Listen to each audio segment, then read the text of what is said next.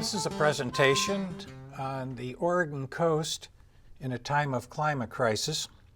I'm Chuck Willer with the Coast Range Association. My presentation today is on the scale and cost of building a Green New Deal for Oregon's coast. And we're going to review background issues, and then we'll get into the actual Green New Deal component. And I think we're going to be presenting some information you may not have heard before. So let's get right into it. The Coast Range Association started a project approximately 3 years ago where we looked at forest ownership. It set us off on a track that led us to the Green New Deal by way of the climate crisis. This image you're looking at now is a GIS mapped ownership of Western Oregon's rural lands. And in it, we acquired all the tax lot data for 1 million plus parcels. And we coded them. We coded the rural landscape by general purpose, regular industrial forest owners, traditional forest owners with mills, newer types of forest owners and that are financially driven, and public lands. That is the green in public lands, financial ownership in red, and the old school corporate owners in kind of a gold. The gray area is the agriculture or general purpose land that is available to the citizens of Oregon to use, live on, perhaps buy, rural residential. So as you can see, Western Oregon is dominated by either public land or corporate industrial forest land. And that project took us a year to do the analysis and the mapping, and it began a project to understand the role of Wall Street in the ownership of Western Oregon. Since our advocacy goes back 20 years, mostly on conservation, the impact of this ownership of forest lands is seen most readily, most directly on the aquatic systems, rivers, and the watersheds, and water quality. So we've always had a focus on those issues in conjunction with forest ownership. Financial forest owners is the new category, and we want that. Our mapping project was actually mostly to identify the difference between traditional forest owners with a mill and forest owners that were financially driven at a new or higher degree. And those forest owners are either timber investment management organizations or real estate investment trusts. They're all known, those are two ownership or tax status categories for how income is disposed and income tax is paid. If 90% of the income profits of the company are sent directly to the investor owners each year, the corporation has no income tax, federal or state. And that's why a lot of forest ownership is converted to TIMO and REITs, as they are called. Now, financial forest owners have to be understood in a couple of ways, but they colonize, their presence is so large across the landscape, and their interest is so focused on financial outcomes, is that they colonize the land and the discussion of policy and regulation about the land. Secondly, they're all about growing money and not growing forest, and it shows up in the way, the forest management regime that they practice, which we'll talk about in a bit. Now, as this project came forward, the ownership analysis, we also looked at taxes they paid, the transition in taxes between 1990 and say 2010, 2011 era, where very deep changes in tax law on property and forest ownership took place in Oregon. The outcome of our research there was that forest owners are paying about 65% less taxes in 2011 than they were paying in 1990, particularly to local governments, schools or counties that provide social services. The tax analysis, the land analysis, all created a large body of information. Much of it, or all of it, is up on our website, coastrange.org. But as we move forward, we had to come into contact with and recognize the climate crisis. And the climate crisis had been, of course, has been building in the literature and in the scientific community's discussion since the 1980s. We now know that we had a lost decade or two lost decades, due to misinformation on the part of oil, gas, and coal companies confounding the discussion. But in the past 10 years, the climate crisis is now front and center, particularly in the past 3 years, with the young people being mobilized. It is now front and center in mainstream consciousness, and this now informs all of our programs and our projects.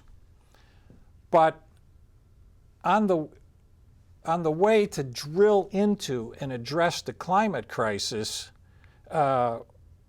we have to stop and say, well, what happened to the crisis that actually brought the Coast Range Association into existence? So what happened to the mass extinction crisis? It's a parallel crisis that's been going on for the 20th century and now the 21st century. And it is parallels and directly corresponds to the drivers of climate change are the drivers of deforestation, the loss of biological diversity, and the Coast Range Association was started in the early 1990s in a response to Western Oregon forest loss on federal lands, old growth liquidation, and the threat to species that depend on old growth forests. So before I go into the Green New Deal and the climate crisis and what this presentation is about, let's keep in mind that the mass extinction crisis parallels it and continues to this day. Now, we are in a climate crisis, and you don't need to be a scientist to look at this slide, this data, and look at 400,000 years of carbon dioxide buildup in the atmosphere. For hundreds of thousands of years, it rolls along at a even pace, up and down, ice ages, warming periods, ice ages, but it never goes above 300 parts per million. And all of a sudden, at the beginning of the industrial era, the coal era in the 19th century, it starts going up. And it's been rising ever since, and its rise or increase is exponential, which is to say the amount of carbon going into the atmosphere is increasing every year at a higher and higher rate. Now, several years ago, in response to the climate crisis, countries started implementing Paris Accords and other efforts, and that rate of increase slowed down or went flat.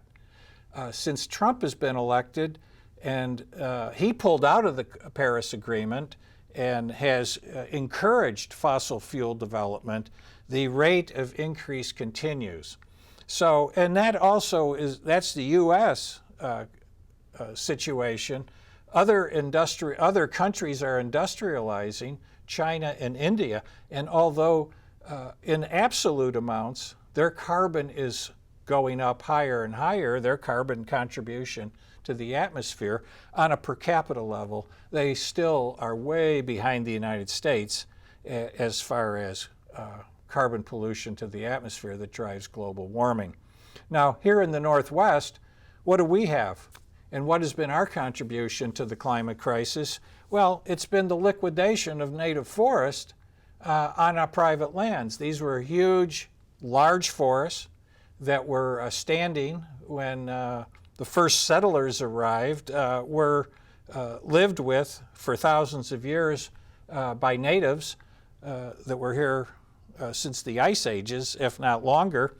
And their conversion across this vast swath of private industrial forest land, which was illustrated on that first slide of the map, has been to cut down the native forest and convert it to a small financially determined forest, which, if you have a 45-year rotation between planting and cutting across the landscape, your average forest age on this plantation landscape is about 22 years. So you go from a large forest of carbon, huge carbon storage on industrial lands. 40% is underground, 60% is above ground in the forest biomass, to an average age of 22 years in a small, tiny plantation forest. That's what we call financial forestry, and that's the management outcome that's mandated by growing money and not growing trees. Now, you didn't have to be a scientist to understand that previous slide and to see the spike we're in, a very recent spike in the past 100 years that has not been seen in millions of years. So humans are now going somewhere that no human has gone before in terms of heat trapping carbon in the atmosphere. But now the effects of that change in the atmosphere is showing up in many places. Recently, we had the fire season in Australia, fires in California previously. You can see it on the news. Australia is the second driest continent, and so you would expect to see future heat buildup, warmer climate, and a drier climate show up on the margin like that, and Australia is paying the cost today.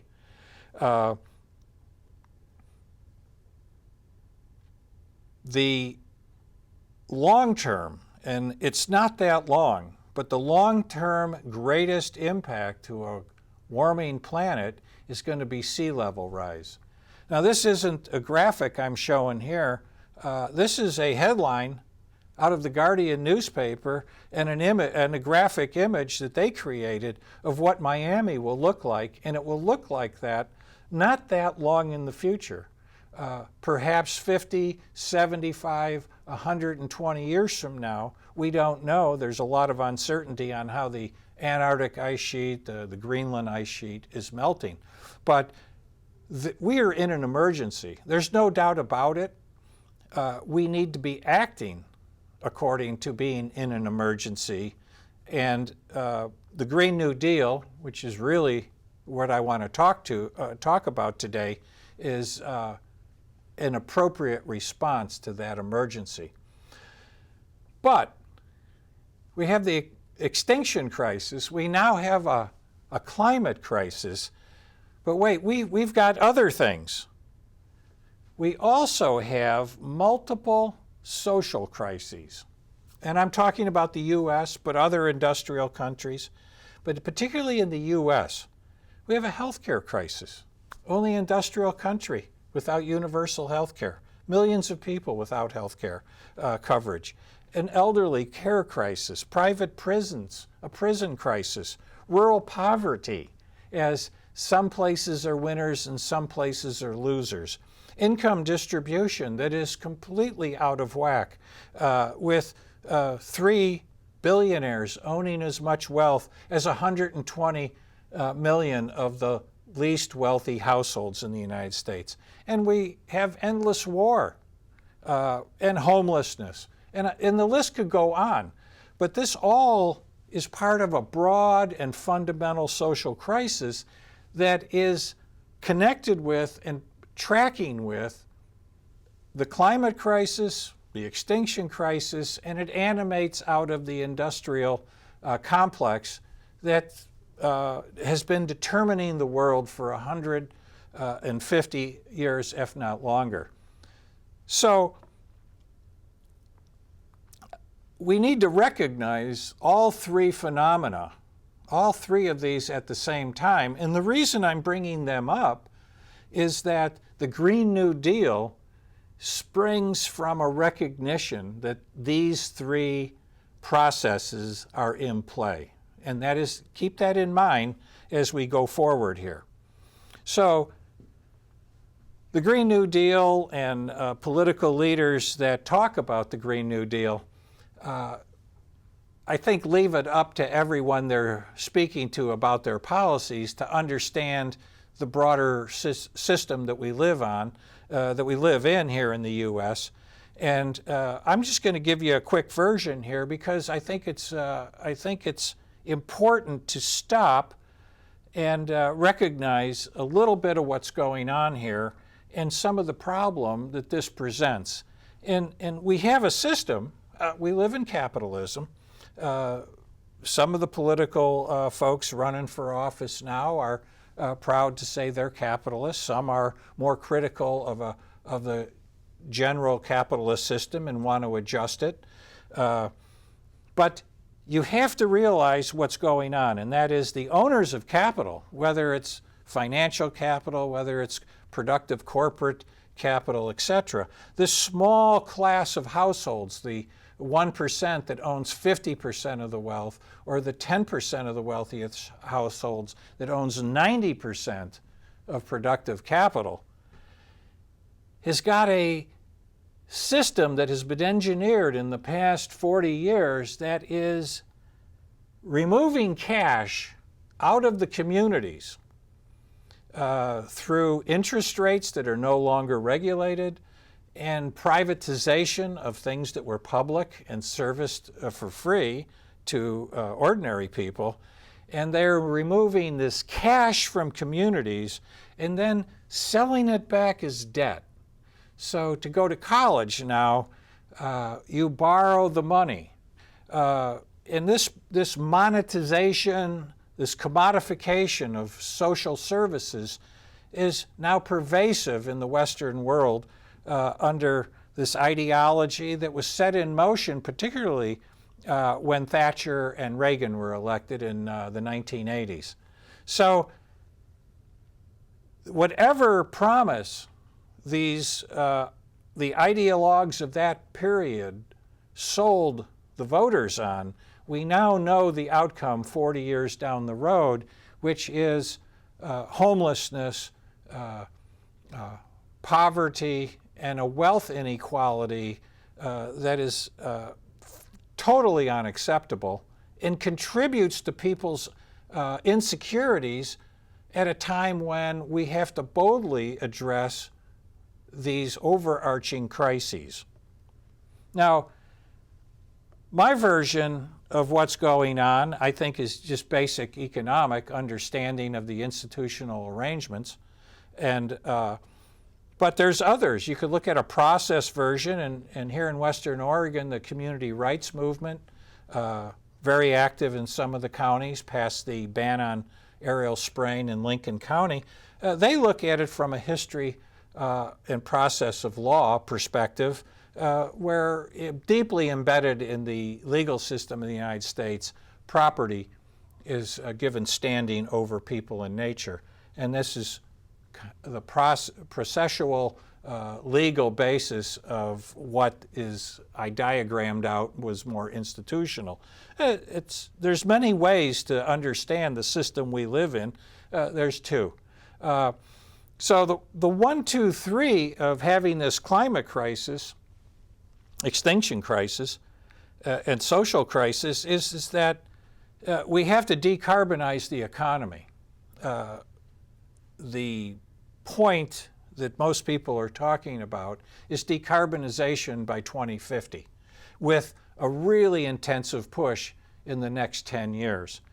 We need to solve multiple social crises, and we need to avoid further extinction, or at least a mass extinction, if we want to have the welfare and benefit and the ecosystems that provided for our species over the past several million years.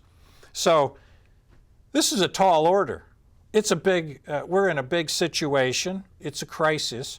It's an emergency, a climate emergency, and the components that are embedded in the Green New Deal is energy efficient housing, new energy systems, new transport systems, new land management for storing carbon and preventing the release of further carbon, and a new industrial system that's not based on a fossil fuel basis. Now, it's easy to list these, but when you think about it, you're basically talking about transforming the tissue, the very tissue of our social order. And this has to occur across the entire planet in short order. So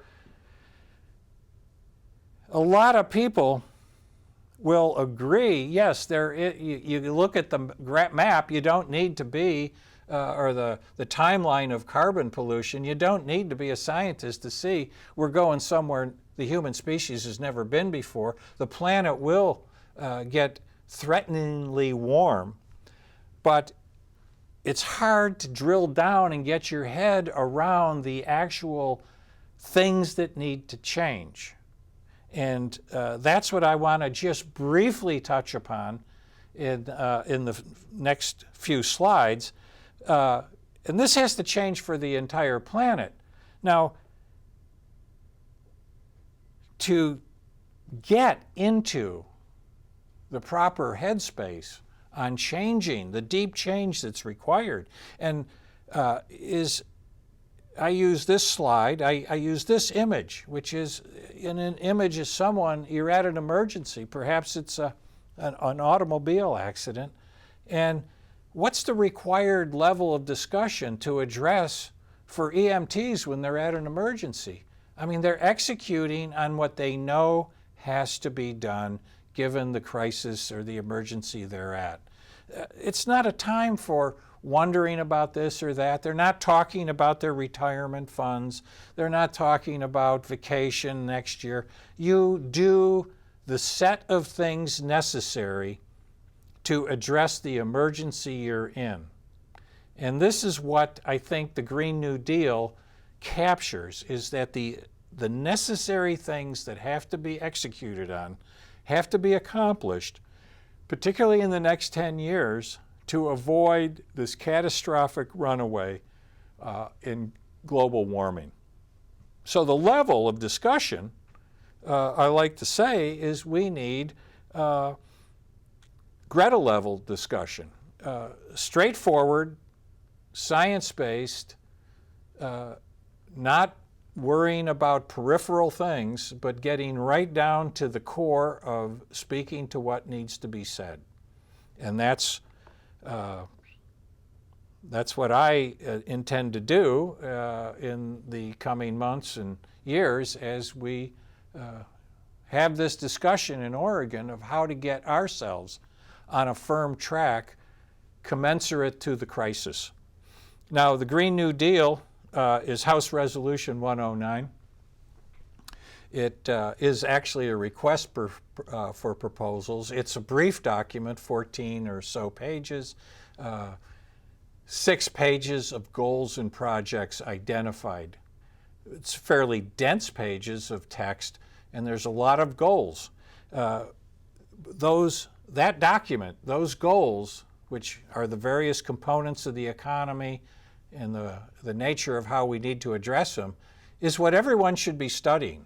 And I have copies, we have copy of the House Resolution 109 for download off the coastrange.org website. There are other documents that we'll point out also. Now, the Green New Deal, the New Deal in the name is a reference back to Roosevelt's New Deal, where he wanted to, of course, they were in a crisis. It was the Great Depression. The economic system had just been through a financial crisis more severe than our 2008 crisis. And he needed to do, in an emergency basis, things that would get the economy going, get the 25% of the people on unemployment employed again. And they came up with many programs, hundreds of programs to be exact. One of which was about a third of the country didn't have electricity. About a third of the country, rural areas, didn't have telephones. He instituted Social Security and had a jobs program. Well, the co-ops, electric co-ops and telephone co-ops are all around Western Oregon. They're the outcome of Roosevelt's New Deal addressing of an economic crisis. He originally offered money for private telephone and electric companies to build infrastructure into the rural areas. They didn't want to do it because they could not make the profits in those areas that they needed. So even if they were given the money to build the lines, they didn't want to run the lines. Roosevelt was kind of taken aback at their obstinateness, so their refusal of the money. So they came up with a social solution of co-ops and public utility districts. I'll note in last year's forest fire problem season in California, last year's California fire season, which it now turns out that PG&E was a big cause of many of the fires through lack of maintenance on their lines. Mayors in California are calling for PG&E to be made a consumer co-op and put the proper money into maintenance. So it's an old idea, and it's an old idea that is relevant, the social solution for industries that cannot keep up with the times. Co-ops, public utility districts, I think are very relevant to solutions in the Green New Deal. And we'll talk about some of those.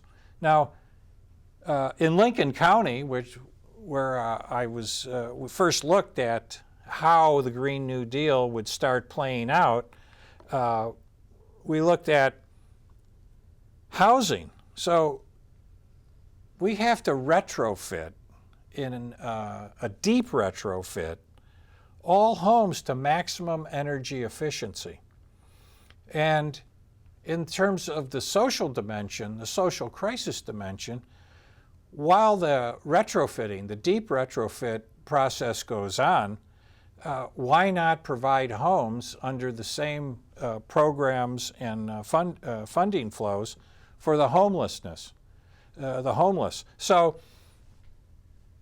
most people do not understand the kind of retrofit that needs to happen to bring the homes to maximum energy efficiency. What most people have experienced in the past is weatherization. Stop the air leaks, put some extra insulation in your attic.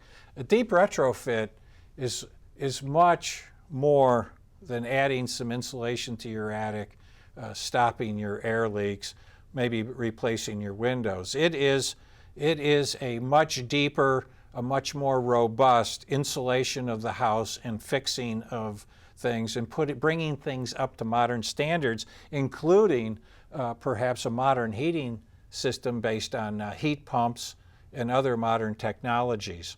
So these could be phased in over a 10-year period, and almost as homes age, they do have to replace things.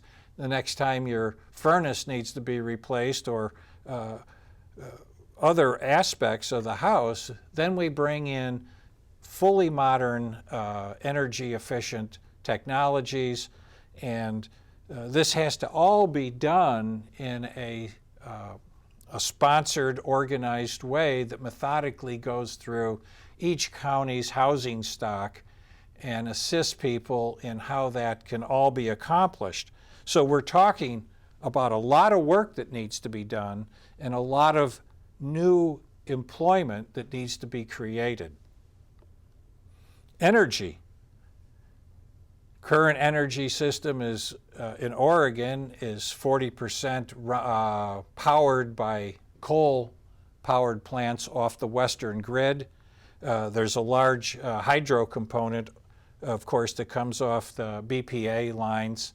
The coastal Lincoln County is a PUD that gets all of its power from BPA. But there is a huge amount of technology that can go into making the grids smarter, more decentralized. And why would we do that? Well, we would do that to bring in local solar and wind power, particularly solar in Western Oregon, where each house or commercial building becomes its own power generation station, links into a smart microgrid system that is accounting for and balancing power out into the larger BPA system.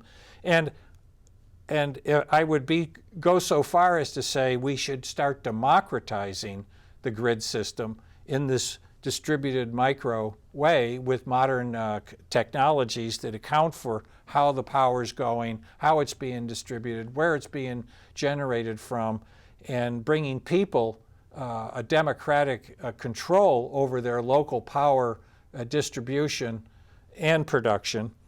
And this is part of the Green New Deal. I mean, this is not something this is not wishful thinking on my part. This is in the goals and objectives of H.R. 109.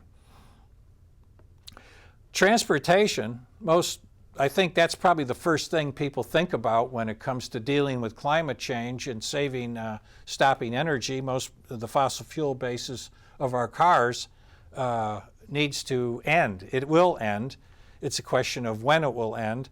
And it would be best if we got on the Green New Deal agenda and rapidly moved as fast as we can to an electrical transport system. How the mix would be between new rail infrastructure and electric vehicle, in-place electric vehicles that would be household owned or personally owned, remains to be seen.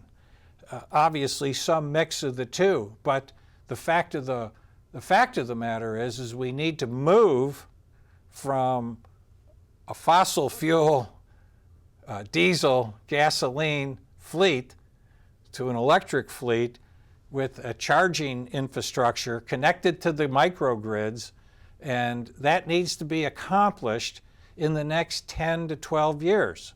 So we have a decade to really get down the road on these things, and we can do it.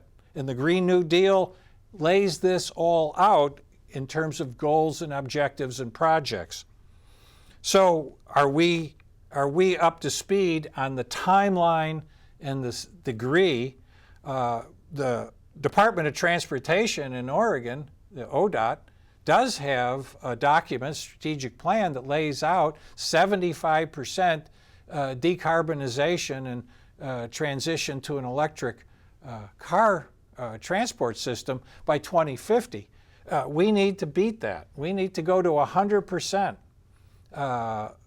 net carbon neutral system by 2050, and we need to really get going now, not because it's painful or some constituencies are going to be saying this or that, delaying. The Green New Deal has a very large component of social justice. That is what gives it its special flavor.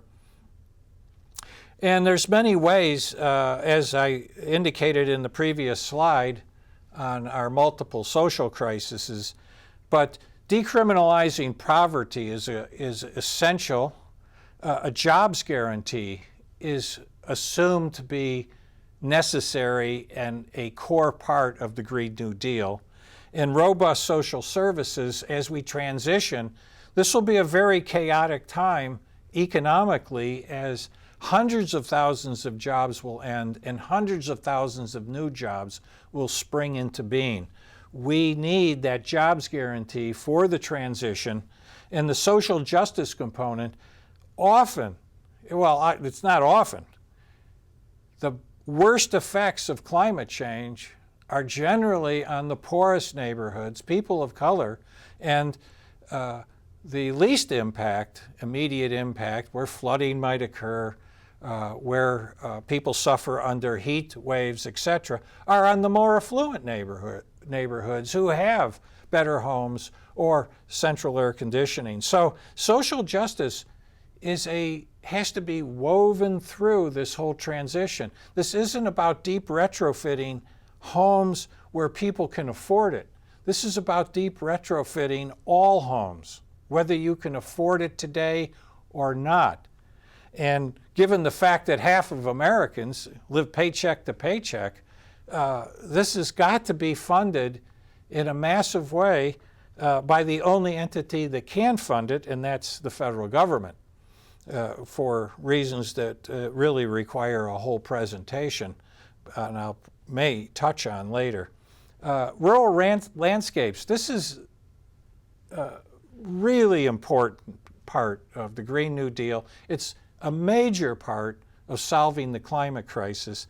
And in Western Oregon, we have agriculture in the Willamette Valley and hundreds of other valley bottoms across Western Oregon, in the Rogue Valley and further south. It calls for, the Green New Deal, solving the climate crisis, calls for a new kind of agriculture that builds up carbon in the soil. It's referred to as a restorative agriculture. We've been mining too much soil, depleting carbon in the soil for decades and decades, and at the same time, we drive the productivity of agriculture by fossil fuel inputs. And those inputs are in the form of fertilizer, diesel for the machinery, and the whole modern complex that is modern agriculture is basically calories created from fossil fuel inputs. This has to end. We have to get away from that. We have to return to sunlight, natural processes, and we can have an abundant, productive agriculture. We've been sold a false bill of goods on agriculture, and that has to change back for carbon buildup and not contributing to further global warming. Part of the changes in this whole system we've lived under, as there's winners and losers, is a deindustrialization and a depopulation of many of the rural areas. We see it in Western Oregon, counties that are losing population, rural areas and towns that obviously have not been winners. And the Green New Deal, as we have this jobs creation, all this work to do, will address the local value-added enterprise that can occur through energy, new kinds of forest management, and a new agriculture. And it's very important to not forget this part and to explore it very, very well as we go forward. And lastly, and this would be, if we have any expertise, really, it's on forest management. Building up carbon-dense forests is Western Oregon's unique, great contribution to the climate crisis. That will require, though, that we decolonize forest ownership and we grow carbon, not money. And the current owners of our industrial forests that make up half the private estate, or make up 80% of the private estate in many counties along the coast, the highest productive forests, they're financially driven, they're growing dollars, they have small plantations is why they exist, short rotation, they're growing a low quality fiber lumber product or chip product, and they have basically colonized the landscape, foreclosed on all kinds of other uses and enterprises that could be done locally if it wasn't, everything wasn't dedicated to this intensive forestry. And so where we have to migrate to through a Green New Deal financial package is a new kind of forest ownership that grows carbon-dense forests. And that moving out of financial ownership and moving to a community-owned forested landscape will require new kinds of ownership forms. I would imagine there are some areas in the private industrial estate currently that should just be turned into a conservation forest as part of some landscape plan related to federal lands. There are many communities that have small catchments and small watersheds that they rely on for municipal water supplies. I could see Green New Deal financing for them to buy out their local watershed for municipal water quality purposes and manage it as a watershed forest. For most private industrial land, to build up a carbon-dense forest, we could go to some cooperative forest ownership scheme involving local stakeholders, municipalities, etc., in a working circle of timber production, but long, high quality of products, building up the forest size, going to much longer rotations, doing a much more benign, less intensive forestry, and producing timber for lumber, but balancing that with growing the forest larger and sequestering large amounts of carbon out of the atmosphere. And this is 40% of the solution to the climate crisis, is building up forests and removing carbon from the atmosphere, not just stopping further pollution of carbon into the atmosphere. So we have a great opportunity here in Western Oregon to balance out new energy systems, new energy efficient housing, new kinds of transport systems to not contribute to the atmospheric carbon. And at the same time, we can remove atmospheric carbon in our great forest and a new kind of agriculture and revitalize huge areas of the rural landscape that now are part of the group of losers in this global economy. I can see milling and value-added businesses, new forms of those, particularly addressing alder, the alder wood, community-owned, employee-owned. These will find direct investment in a socially just Green New Deal. And so I know a lot of people ask, well, how are you going to pay for all this? We'll pay for it the same way we pay for endless war, the way we paid for the mobilization that was required in World War II, and we pay for it through a financing monetary system that only the federal government operates and controls. So it can finance whatever it needs to finance, and that kind of financial effort, which only the federal government can do because it has the money system. States can't do that without taxing. And so what we want to avoid is taxing people who can't afford to pay for the near-term transition that needs to happen, but financing the near-term transition through the resources of the financial and monetary system. And there are many good sources you can go to that explain how this is done. I am not qualified to go into the details and the intricacies of the monetary system, but we were able to do it in World War II. We were able to do it. We were able to spend money whenever the federal government and the political will is there, and we can do it for this.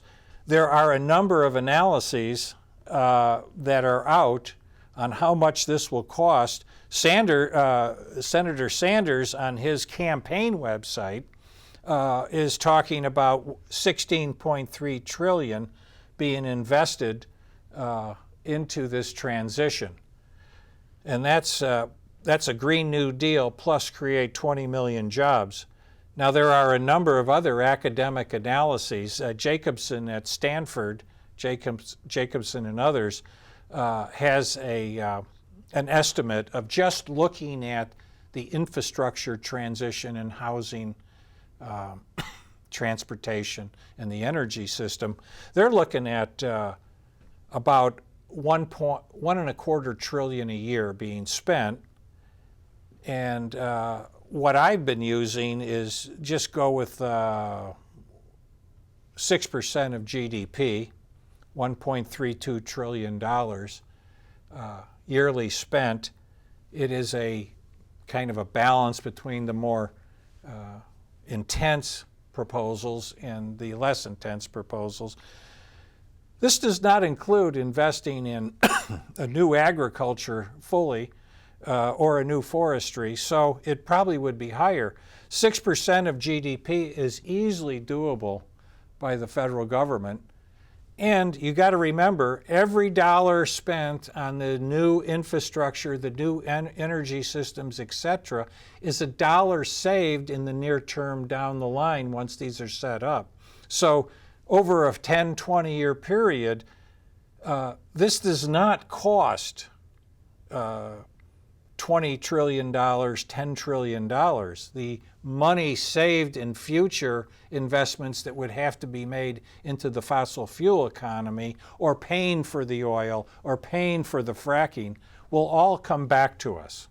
So this is about being smart, getting the job done now, and solving the crisis because we're in an emergency.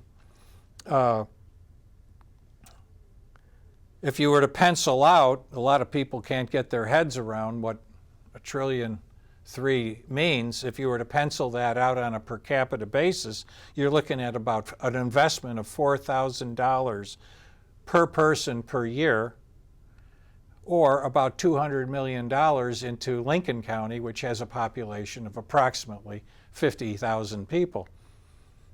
This is way beyond anything being talked about in Salem, or way beyond anything capable by a state government. And that has to be very much appreciated in terms of how we solve this emergency, this crisis, get out of this crisis. We have to think of the scale of accomplishing these things in housing, transport, energy, forestry, agriculture, a complete retooling of the society, which will all be paid back to us in the efficiencies, in the new, this is like saying, well, I've got a lousy plant here that's making things, and I don't make much money. I don't want to spend the money to build a better factory. Well, why not? If you spend the money, you get the money back. And that's really what this is on a large social level for the whole country. If we spend the money now, and the federal government can make this happen, we get it back. Get it back in almost everyone's lifetime.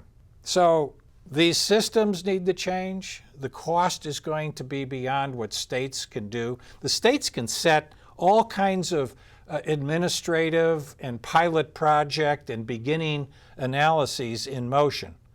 But it's really the Green New Deal scale by the federal government that has to come in and then provide the actual financing.